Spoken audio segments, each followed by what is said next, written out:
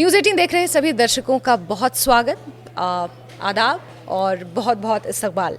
मेरे साथ ख़ास बातचीत करने के लिए इस वक्त सलमान निज़ामी साहब हैं। शायद किसी परिचय के मोहताज नहीं हैं, आजकल बहुत ज़्यादा टीवी चैनलों पर भी नज़र आ रहे हैं और टीपीएपी का पक्ष बखूबी सभी चैनल्स पर रखते हुए और जो पहलगाम में अनफॉर्चुनेट इंसिडेंट हुआ उस पर डीपीएपी का क्या मानना है और बतौर कश्मीरी इनका क्या मानना है उस पर अपनी आवाज़ बुलंद करते हुए आजकल नज़र आ रहे हैं। सलमान साहब बहुत बहुत खैर मकदम। शुक्रिया। हालांकि मौका ऐसा है, आई थिंक जो मैंने इंट्रोडक्शन दिया या स्वागत किया उसकी ज़रूरत नहीं थी, क्योंकि बहुत ज़्यादा अनफॉर्चुनेट इंसिडेंट एक पहलगाम में हुआ है। सबसे पहले उसे आप कैसे देख रहे हैं, क्या मानते हैं? देखिए, मैंने पूरी ज़िंदगी में कॉन्फ्लिक्ट को बहुत करीबी से देखा है। काफ़ी आतंकवादी हमले कश्मीर में हुए, अमरनाथ यात्रियों पे हुए, सिखों पे हमला हुआ, कश्मीरी पंडितों पे हुआ, 20,000 से ज़्यादा कश्मीरी मुसलमान जो है बंदूक का शिकार हुए। लेकिन पहली बार मैंने देखा कि जिस तरीके से पहलगाम में हमला हुआ और निहत्थे लोगों का कत्ल किया गया, हर कश्मीरी दुखी है। कश्मीर में मातम है, जम्मू में मातम है और लोग कह रहे हैं कि ये इंसानियत का कत्ल है, ये कश्मीरी नहीं हो सकते, ये मुसलमान नहीं हो सकते, क्योंकि इस्लाम भी कहता है कि आप किसी भी निहत्थे इंसान का कत्ल नहीं कर सकते धर्म के आधार पर। तो इसलिए जम्मू कश्मीर में जिस तरीके से लोग मजम्मत कर रहे हैं और ये बहुत बड़ी तब्दीली है। पहले जो है काफ़ी संख्या में लोग बाहर निकलते थे और सेपरेटिस्ट की सपोर्ट में, टेररिज्म की सपोर्ट में, टेररिस्ट की सपोर्ट में, तो आज जो है टेररिस्ट के ख़िलाफ़ जो है लोग बाहर निकल रहे हैं और लोग कहते हैं कि हम अमन चाहते हैं, ये जो हुआ ये गलत हुआ। तो इसलिए हर तरीके से वहाँ मजम्मत हुई, चाहे वो हिंदू हो, मुसलमान हो, सिख हो। तो मुझे लगता है कि ये काफ़ी अच्छी तब्दीली है, एक चेंज है। कश्मीरी जो लोग हैं वो हिंदुस्तान के साथ पहले भी जुड़े थे और आज भी जुड़े हैं और आने वाले वक्त में भी जुड़ना चाहते हैं। तो आपको लगता है कि क्या यही एक कारण है जो आपने कहा कि जो तब्दीलियाँ आई हैं, ये तब्दीली ही कारण है कि इस आतंकवादी हमले को इस तरह से अंजाम दिया गया? जो खबरें निकल कर आई कि पहले ये कहा गया कि कलमा पढ़ो, आप अपना धर्म बताओ, तो आपको लगता है कि यही कारण है इसके पीछे? देखिए, अगर आप देखें 1947 में महात्मा गांधी जी ने उम्मीद की किरण उनको नज़र आई थी कश्मीर से। पूरे देश में दंगे हुए थे, लेकिन जम्मू कश्मीर एक वाहिद स्टेट थी जहाँ कभी भी कोई दंगा नहीं हुआ, हिंदू मुसलमान के नाम पे कत्लो गारत नहीं हुई। यहाँ पंजाब से जो है लोग पाकिस्तान गए, बाकी जगहों से पाकिस्तान गए, कश्मीर के लोग पाकिस्तान नहीं गए। और जब कबाइलियों ने हमला किया कश्मीरी पे, और उस वक़्त देश की सेना का साथ जो है कश्मीर के लोगों ने दिया, ये भी एक हिस्टोरिकल फैक्ट है। उस वक़्त कश्मीर के लोग जो हैं हिंदुस्तान की फ़ौज के साथ खड़े थे, तब उन कबाइलों को जो है धकेलने का काम हिंदुस्तान की फ़ौज और लोकल लोगों ने मिल के किया। और फिर कोशिश की गई पाकिस्तान के द्वारा किस तरीके से इसको रिलीजियस रंग दिया जाए, धर्म का रंग दिया जाए, किस तरीके से डिवीज़न हो, कैसे हिंदुस्तान के मुसलमान खासकर कश्मीर के मुसलमानों को उकसाने का काम किया जाए। और वो 1990 में हुआ। उस वक़्त भी जो है धर्म के नाम पे जो है कत्लो गारत हुई और फिर उसके बाद जो है उतार चढ़ाव हमने देखा। और आज जो पहलगाम में हुआ, जब हर तरफ से कश्मीर का इंसान जो है वो खुश था। मैं हाल ही में टुलिप गार्डन गया जो गुलाम नबी आज़ाद साहब ने बनाया है, वहाँ पैर रखने की जगह नहीं थी।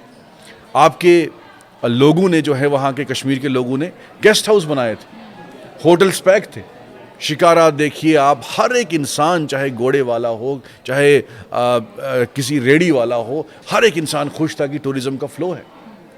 तो अचानक से पाकिस्तान को हज़म नहीं हुआ और उन्होंने धर्म के आधार पे जो है ये ऐसा एक्शन जो वहाँ पहलगाम में लिया, उसको कश्मीर की आवाम ने रिजेक्ट किया। आज ये तो मुझे लगता है कि अचीवमेंट है। मैंने कई जगहों पे ये बोला भी कि अगर एक हिसाब से पाकिस्तान कश्मीर के नाम पे लड़ाई लड़ रहा है, उसको कश्मीर चाहिए, आज कश्मीरी अवाम कह रही है कि हमें पाकिस्तान नहीं चाहिए। तो आपको लगता है कि क्या हमारे देश में ऐसी कुछ ताकतें बैठी हैं जो इस चीज़ का फ़ायदा उठाती हैं? हाल ही में रॉबर्ट वाड्रा का बयान सामने आया था जब ये आतंकवादी हमला हुआ था। उन्होंने कहा कि हमारे देश में जो ये विभाजन हो रहा है और इस तरह की उन्होंने बातें कही कि मुसलमानों के ऊपर जो अत्याचार हो रहे हैं ये उसका नतीजा है, हिंदुओं को लेकर जो एक नैरेटिव सेट किया जा रहा है ये उसका नतीजा है। तो हमारे देश में भी तो ऐसी कुछ ताकतें बैठी हैं, इस तरह के बयान उस दौरान भी आए थे। देखिए, यही कारण शायद एक कारण ये भी था कि हमें कांग्रेस को अलविदा कहना पड़ा, और आज वही कांग्रेस जो है एक एडवाइजरी इशू करती है, अपने ही संगठन के लोगों को कहती है कि भाई आप अपनी ज़बान पे काबू ला। तो इसलिए ये बदकिस्मती है, कुछ लोग यहाँ ऐसे हैं जो इमेच्योर स्टेटमेंट दे के दुश्मनों को खुश, आज एक नैरेटिव जो है, ये बाकी मैं बात करूँ, एक नैरेटिव बिल्डअप किया जा रहा है। जैसे एक वहाँ कोई कश्मीरी लड़का था, उसने अल्लाह अकबर कहा, तो अचानक से वीडियो वायरल होता है, लोकल्स को फंसाने का एक नैरेटिव बनाया गया कि इसमें इन्वॉल्वमेंट है। मैं बार बार कह रहा था, अगर ये अटैक, इसमें अगर कोई लोकल कश्मीरी मुसलमान इन्वॉल्व है, मैं कहता हूँ उसको फांसी की सज़ा होनी चाहिए। आज हर कश्मीरी कहता है कि अगर ये कातिल जो है कश्मीरी मुसलमान है, उनको फांसी की सज़ा होनी चाहिए, उनका हिसाब यहाँ भी लिया जाएगा और आखिरत में भी लिया जाएगा, क्योंकि ये इस्लाम के खिलाफ है। और जिस तरीके से नैरेटिव बिल्डअप किया कि लोकल्स जो है इसमें इन्वॉल्व हैं, मैंने हर बार कहा कि इक्का दुक्का हो सकते हैं। यहाँ छत्तीसगढ़ में नक्सली हैं, वो किस धर्म के हैं? हम तो नहीं कह सकते कि हाल ही में जो नक्सलियों ने अटैक किया फौज पे, 7 से 8 हमारे सैनिक शहीद हो गए, तो हम पूरे नक्सलियों को कहें कि पूरा हिंदुस्तान जो है नक्सली है? इसीलिए अगर कश्मीर में इक्का दुक्का लोग हैं जो पाकिस्तान के पेरोल पे पल रहे हैं, उसका मतलब ये नहीं कि पूरे कश्मीरी जो है वो उसके जो है वो उसमें इन्वॉल्व हैं। तो ऐसे ही अल्लाह अकबर का जब आया तो हमने ये कहा कि आप अच्छाई भी देखिए कश्मीर की। वही सईद आदिल था जिसने अपनी जान की परवाह नहीं की और उन हिंदू यात्रियों को, उन हिंदू सैलानियों को बचाने का काम किया। सवाल यही है कि ये जो पैराडॉक्स है इस वक्त घाटी में, ये जो एक विरोधाभास है घाटी में, एक तरफ आपने आदिल हुसैन का जिक्र किया और एक तरफ निसार अहमद और मुश्ताक अहमद जो OGWs हैं और कोट बलवाल जेल में इस वक्त बंद है, NIA की टीम उनसे पूछताछ करने पहुंची।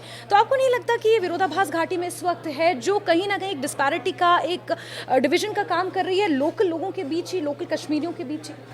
देखिए, मैंने पहले भी कहा कि इक्का दुक्का लोग हो सकते हैं। कई सालों से देखिए, आतंकवाद एक बहुत बड़ी बीमारी है, इसका इलाज हो रहा है, कई सालों से ख़त्म भी हुआ। जब गुलाम नबी आज़ाद साहब मुख्यमंत्री थे जम्मू कश्मीर के, उन्होंने मिलिटेंट्स को सरेंडर करवाया, उनको कहा कि आप मेन स्ट्रीम में आए। सेपरेटिस्ट कई ऐसे लोग थे, सजाद लोन साहब क्या थे, वो भी तो सेपरेटिस्ट थे, वो भी तो पाकिस्तान की बात बोलते थे, वो भी तो आज़ादी की बात बोलते थे। उन्होंने मेन स्ट्रीम में आए, उन्होंने इलेक्शन लड़ा, मंत्री रहे भाजपा के साथ। तो आपने मौका देना है ना, अगर कोई गलत दिशा में, गलत रास्ते में जा रहा है, उसको आपने चांस देना है। आज इसको हमें वेलकम करना चाहिए कि कश्मीर का नौजवान जो है वो कंडेम कर रहा है, वो कहते हैं नहीं, ये जो निहत्ते वहाँ सैलानी थे, इनकी जान की सुरक्षा करने का जो है रिस्पॉन्सिबिलिटी हमारी है। ऐसे ही सईद आदिल ने मिसालें कायम की, ऐसे ही मैंने कई मिसालें कश्मीर में देखी जहाँ कश्मीरी लोगों ने, वो जो सैलानी थे, एयर फेयर बहुत बढ़ गया, 70,000 की टिकट हो गई। मेरे पास तो ऐसे फ़ोन आ गए और इंटरव्यूज़ में आया है कि लोकल कश्मीरियों ने पैसे दिए उनको कि आप जब घर सुरक्षित पहुंचेंगे फिर आप हमें वापस कर देना। लोगों ने अपने घर खोल दिए, लोगों ने पानी पिलाया, उनको खाना खिलाया, घरों में रखा। तो ये कश्मीरियत है, ये इंसानियत है। तो इसलिए आज जो आवाज़ आई है कश्मीर से, वो एक बहुत बड़ा मैसेज है पाकिस्तान को कि कश्मीर आपके साथ नहीं है, कश्मीर हिंदुस्तान के साथ है और इसमें डिवीजन करने की ज़रूरत नहीं है। अगर हम आपस में ही शक शोभा रखें, अब जो कश्मीरी हमारे साथ जुड़ना चाहता है, जो मेन स्ट्रीम में आना चाहता है, हम उसको बोले नहीं तुम तो आतंकवादी हो। लेकिन हम इस चीज़ को कैसे नज़रअंदाज करें कि आज फ़ारूक अब्दुल्ला पहलगाम गए हैं और वहाँ पर उन्होंने ये बयान भी दिया, इससे पहले भी आदिल हुसैन के घर मुलाकात करने गए थे, और फ़ारूक अब्दुल्ला का ये बयान कि लोकल इन्वॉल्वमेंट के बिना इतना बड़ा आतंकवादी हमला पॉसिबल नहीं था। एक चीज़ जो आप कह रहे हैं वो कई मायनों में सही है कि आज कश्मीर बदल रहा है, जो एक नैरेटिव था, जो एक सोच थी कश्मीरियों की, वो आज बदल रही है और शायद बदल चुकी है। लेकिन हम इस बात को भी तो इग्नोर नहीं कर सकते कि वाकई विदाउट लोकल सपोर्ट इतना बड़ा हमला पॉसिबल नहीं था। ये तो बैसरन घाटी थी, लेकिन इसके अलावा बहुत सारे अलग ऐसे रीजन्स थे जिनको टारगेट कर रखा था कि अगर बैसरन घाटी पॉसिबल नहीं हो पाएगा तो चलिए किसी दूसरी जगह, हम अम्यूजमेंट पार्क है और उसके अलावा देखिए वही तो मैं कह रहा हूँ। मैं तो कह रहा हूँ कि अभी भी मैं तो क्लीन चिट किसी को नहीं दे रहा। ये तो एजेंसियों का काम है, ये तो सिक्योरिटी का काम है। मैं तो ये कह रहा हूँ कि अगर 5% हैं जो युवा जो है जो दूसरे रास्ते पे चला गया, उसको हमें मेन स्ट्रीम में लाना है, कैसे हमें उसको कन्विंस करना है, कैसे उसको मोटिवेट करना है, वो युवा है ना, कश्मीर का ही है। फारूक अब्दुल्ला साहब का भी काम है, हमारा भी काम है कि हमें उनको कन्विंस करना है। हम उसको क्या अच्छा दिखा रहे हैं यहाँ से, जो पाकिस्तान, अगर पाकिस्तान वहाँ से 500 उसको दे रहा है तो हमें 1000 देने का कोशिश करनी है। सेंटिमेंट देखना है कि वो क्यों उस रास्ते पे चला गया। तो इसलिए अगर वो 1% या 2% जो यूथ है, चाहे वो लोकल सपोर्ट ये नहीं होता कि पूरा गांव जो है आतंकवादियों को जो है पनाह दे रहा है।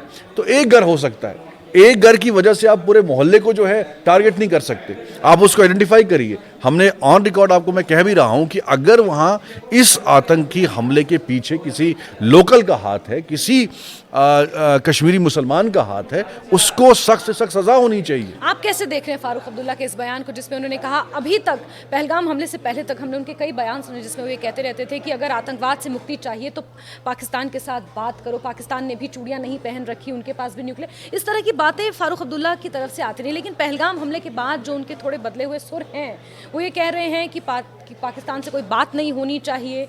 और देखिए, फारूक अब्दुल्ला साहब का तो ये पॉलिटिकल स्टाइल है। वो जब अपोजिशन में होते हैं तो वो एक बात करते हैं, सरकार में होते हैं तो दूसरी बात करते हैं। उनकी भी मजबूरियां रही हैं। और मैं तो गुलाम नबी आज़ाद साहब की पार्टी को रिप्रेजेंट करता हूं, और गुलाम नबी आज़ाद साहब ने कभी भी पाकिस्तान से बात करने की, पाकिस्तान ने आज थोड़ी ना हमला किया है। पाकिस्तान तो 35 साल से कश्मीर को बर्बाद कर चुका है। कश्मीर को बर्बाद करने वाला सबसे बड़ा अगर दुनिया में कोई मुल्क है जिसने आतंक फैलाया है, वो पाकिस्तान है। हमने तो कभी पाकिस्तान से बात करने की बात नहीं की। आज़ाद साहब ने कभी बात करनी, आज़ाद साहब तो कभी पाकिस्तान नहीं गए। आज़ाद साहब ने क्या बोला, पाकिस्तान हमारा दुश्मन है और हमें आज ये सब फेस नहीं करना पड़ा। जब आज़ाद साहब चीफ मिनिस्टर थे गुजरात के, जिसके लिए मोदी जी ने आंसू भी बहाए पार्लियामेंट में, कुछ लोगों ने हम पे कहा कि आप शायद मोदी जी के साथ बहुत करीब, लेकिन वो इमोशनल बात थी। जब आज़ाद साहब मुख्यमंत्री थे उस वक़्त भी पाकिस्तान के आतंकियों ने उन निहत्थे यात्रियों, अमरनाथ यात्रियों पे हमला किया था कि जानें चली गई थी। गुजरात के वो यात्री थे। तो पाकिस्तान आज से ये साजिशें नहीं कर रहा है। आपने सिलेक्टिव किलिंग्स दी, बिंदरू साहबा कत्ल किसने किया, ये तो सब पाकिस्तान कई सालों से कर रहा है। हमने कभी भी बातचीत तो हल ही नहीं है इसका। एक मुल्क जो है यहाँ आतंकी बेचता है, आपके निहत्थे लोगों का कत्ल करता है, हम उसको बोलेंगे आइए कॉफ़ी पे हम चर्चा करेंगे, बात करेंगे चाय पे बैठ के, वो नहीं है। उसको जवाब देना है। बिल्कुल। अब जिस तरह से भारत ने कदम उठाए हैं, आप उन कदमों को कैसे देख रहे हैं? क्योंकि पूरा देश ये एक्सपेक्ट कर रहा था कि बहुत बड़ी जंग होगी, क्योंकि बालाकोट एयर स्ट्राइक हमने कर दी थी 12 दिनों में। इसके अलावा हमने सर्जिकल स्ट्राइक कर दी थी 10-11 दिनों में। लेकिन अब लोग उम्मीद कर रहे थे कि इसी तरह का कुछ हमला होगा। लेकिन भारत ने जो कदम उठाए डिप्लोमेटिक आइसोलेशन की तरफ, उन कदमों को आप कैसे देख रहे हैं? देखिए, आज सबसे बड़ी अपॉर्चुनिटी इस मुल्क के लिए और सरकार के लिए ये है, क्योंकि जब आपके लोग आपके साथ हों, आज जो मैसेज हमारे दुश्मनी मुल्क को ये गया है कश्मीर से, कि कश्मीर के लोग जो हैं आज देश के साथ खड़े हैं। पहले ऐसे नहीं होता था, मैंने तो अपनी ज़िंदगी में कभी नहीं देखा। और ये एक बहुत बड़ी अचीवमेंट है इस सरकार की। आज कश्मीर में आप देखिए स्टोन पेल्टिंग नहीं होती, आतंकवादी हमलों में बहुत गिरावट आई थी।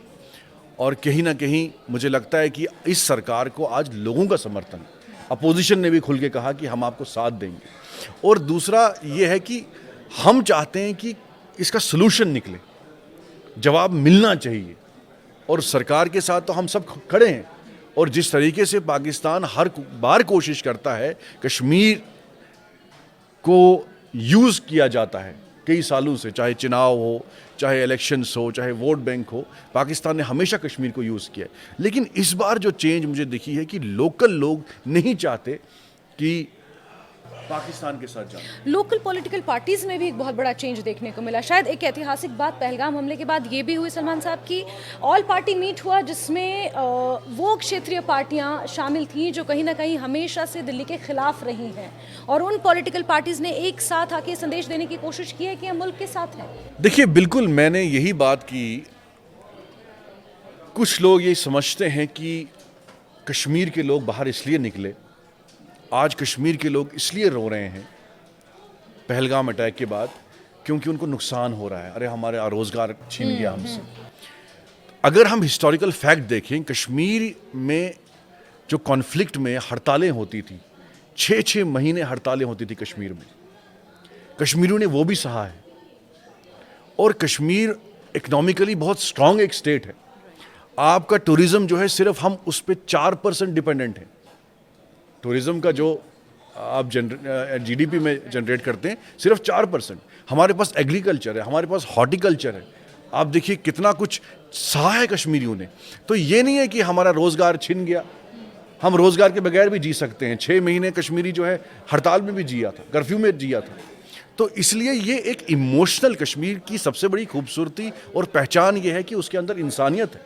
कश्मीरियत क्या है? पूरी दुनिया में वाजपेयी जी ने कहा था कि कश्मीरियत, इंसानियत क्या है।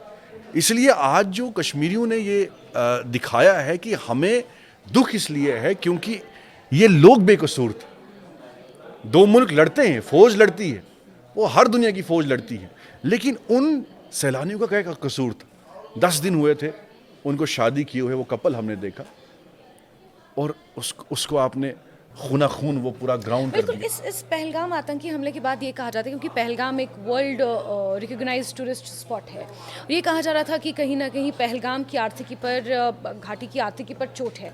लेकिन जो पॉलिटिकल बयान इसमें सामने आए उसमें हमने बहुत सारे लीडरांस को सुना। जो एक मंडे को सेशन भी स्पेशल शुरू किया गया था, चलाया गया था एक दिन का, उसमें लोगों ने कहा कि इसे सिर्फ आर्थिकी से जोड़ कर देखा ना जाए, इसे सिर्फ इकोनॉमी से जोड़ कर ना देखा जाए कश्मीर की, बल्कि ये जो हिंदू मुसलमान को डिवाइड करने की जो कोशिश है, इसे उस लार्जर पर्सपेक्टिव पे देखने की जरूरत है। और I think at this time हर कोई इसे उसी तरह से देख रहा है। जी बिल्कुल, वही मैंने कहा। देखिए, मैं तो पहले दिन से ये कह रहा हूँ कि इसको हिंदू मुस्लिम का रंग नहीं, और जितने भी टूरिस्ट वहाँ थे जिनको लोकल कश्मीरी मुसलमानों ने वहाँ बचाने का काम किया, सजाद जिससे मैं परसों ही मिल के आया पहलगाम से, उसने अपनी जान की परवाह नहीं की।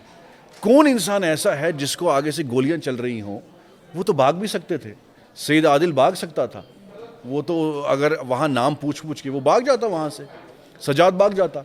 उसने अपने कांधे पे चढ़ा के उन सैलानियों को जो है सुरक्षित जगहों पे पहुँचाया। दैट मीन्स कि आज जो सिचुएशन है आपके सामने वो ये है कि कश्मीरी मुसलमान जो है उसके अंदर इंसानियत है, उसके अंदर कश्मीरियत है। और सबसे बड़ा मैसेज यही है जो पॉलिटिकल पार्टीज़ ने भी रियलाइज़ किया। हम यही मैसेज देना चाहते हैं पाकिस्तान को कि हम यूनाइटेड हैं, चाहे इसमें हिंदू हो चाहे मुसलमान। मुझे अच्छा लगा गुलाम नबी आज़ाद साहब का बयान। उन्होंने क्या बोला, इस वक्त अपोजिशन पार्टीज़ को एक दूसरे पे नुक्ताचीनी करने की ज़रूरत ही नहीं है, हमें यूनाइटेडली जवाब देना है।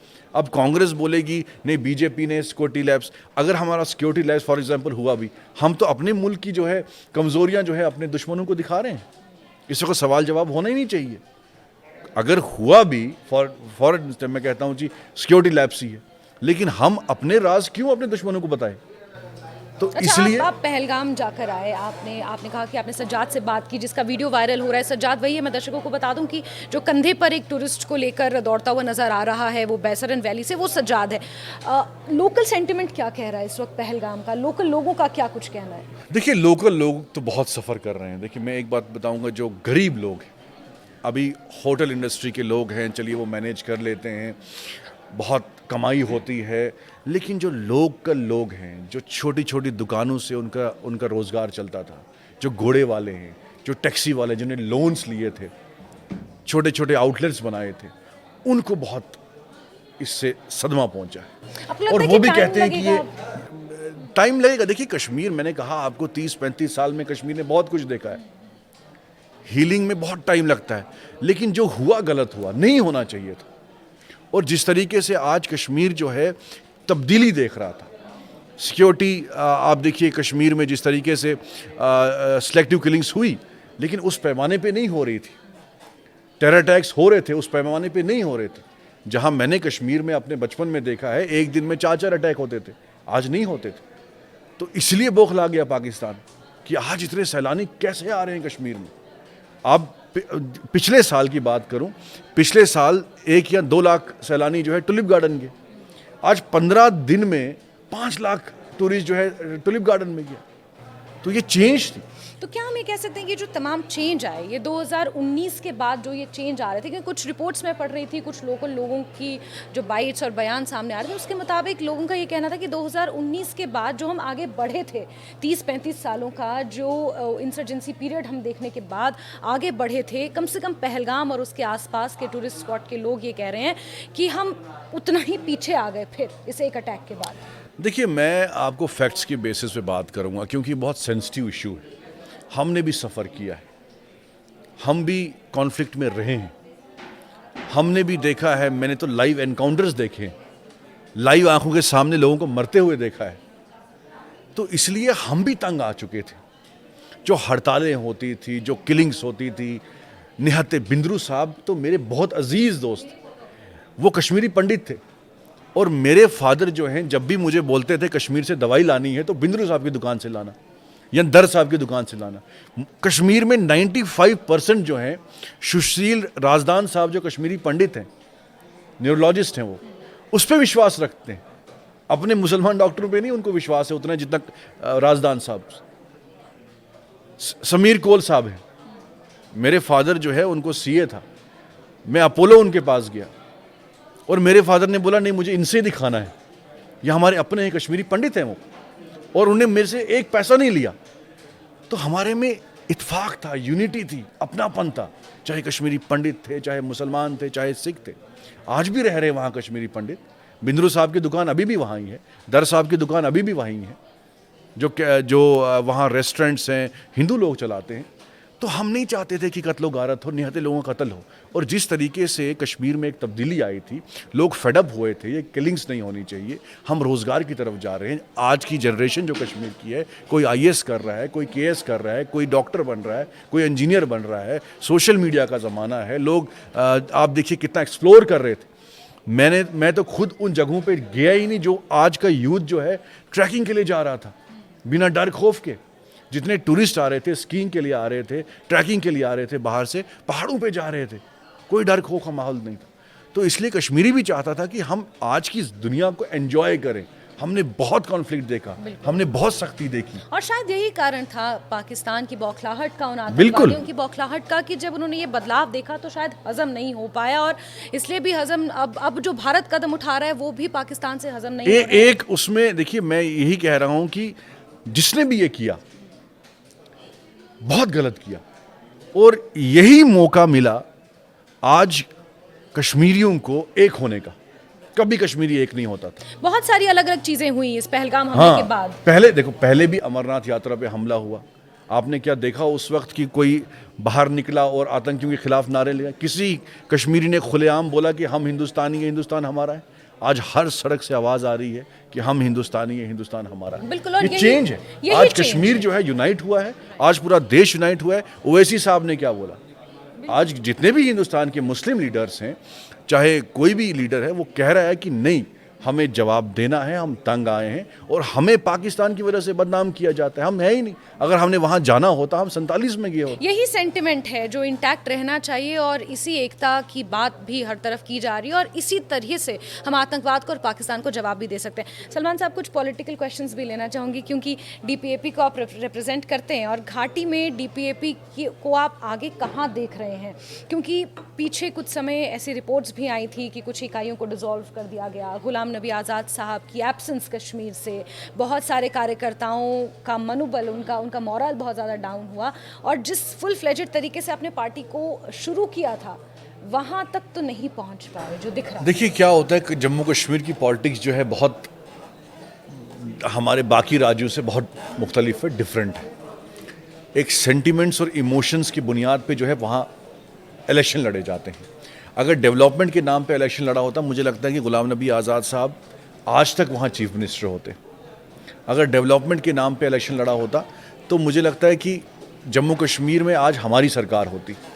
तो 370 एक मुद्दा बनाया गया, 370 हटा और नेशनल कॉन्फ्रेंस ने एक मुद्दा बना दिया कि 370 को हम वापस लाएंगे। लोग इमोशनल है, मैंने बार बार कहता हूं कि जम्मू कश्मीर के लोग बहुत इमोशनल हैं। आई अंडरस्टैंड वहाँ का वो सेंटिमेंट। और अगर आपको वो तकलीफ में देखेंगे कश्मीर के लोग तो वो एकदम आंसू उनकी आंखों से आ जाएंगे। कितने टूरिस्ट वहाँ से आते हैं, उनकी आप मिसालें देखो। कल हमारे एक जो लेफ्टिनेंट जो जिनका वहाँ जो शहीद हो गए, उनकी वाइफ ने कहा कि मत आप ब्लेम करिए, उन लोगों ने हमें बचाया उस वक्त। तो वहाँ इमोशनल पॉलिटिक्स होती है। एनसी ने लोगों को इमोशनल किया, भाई 370 हम वापस लाएंगे, तो एक वेव क्रिएट की गई और हमारे को इल्ज़ामात लगाए गए कि कांग्रेस हमने छोड़ी, शायद हम बीजेपी के लिए हम कांग्रेस छोड़ के टीम बी, उसमें बाकी भी लिपट गए जो एनसी से अलग थे और ऐसा सिनेरियो बनाया गया कि सिर्फ एनसी जो है वो बीजेपी के अगेंस्ट है, बाकी कोई नहीं। अब यही फारूक अब्दुल्ला साहब का आपने शुरुआत में स्टेटमेंट देख लिया।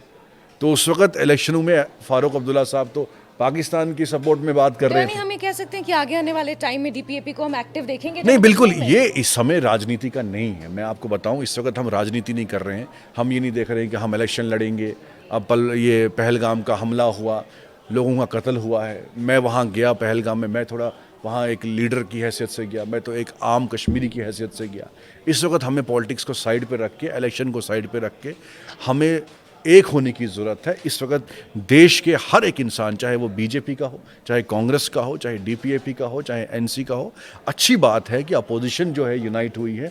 हमें इस वक्त पॉलिटिक्स को साइड पे रख के देश को इकट्ठा होकर दुश्मन का मुकाबला करना है। राजनीति हम बाद में भी कर सकते हैं। बिल्कुल, आपने सही कहा, लेकिन बिकॉज राजनीति हमारे देश का, जैसे जम्मू कश्मीर हमारे देश का एक अभिन्न अंग है, वैसे ही राजनीति भी हमारे देश का एक अभिन्न अंग है। लेकिन आपने बिल्कुल सही बात कही कि इस वक्त हमें एकजुट होने की ज़रूरत है। जो पहलगाम में हुआ वो सिर्फ पहलगाम में गए उन 26 लोगों की हत्या नहीं, या पहलगाम टूरिस्ट स्पॉट में जो लोग अपना जीवन यापन करते हैं टूरिज़्म सेक्टर से, सिर्फ उनके पेट पर लात या उनकी आर्थिकी पर चोट नहीं, बल्कि पूरे की पूरी देश की आत्मा पर चोट के समान था और हर तरफ इसकी निंदा हो रही है। हमारे साथ खास बातचीत में इन्वॉल्व थे सलमान निज़ामी साहब, डीपीएपी के रिप्रेजेंटेटिव हैं, चीफ स्पोक्स पर्सन है। और जम्मू कश्मीर में जो कुछ भी हुआ पूरे देश में उसको लेकर अभी भी गुस्सा है, लेकिन भारत ने कई महत्वपूर्ण कदम उठाए हैं जिससे आतंकिस्तान को चोट पहुंचे और आतंकिस्तान को इस आतंकी हमले का जो इंतकाम है वो भुगतना पड़े। बहुत बहुत शुक्रिया सलमान निज़ामी साहब, आप हमारे साथ जुड़े और हमारे इस पॉडकास्ट में और हमारे इस इंटरव्यू में आपने हिस्सा लिया। बहुत बहुत शुक्रिया। और इसी के साथ न्यूज़ 18 देख रहे सभी दर्शकों को नमस्कार।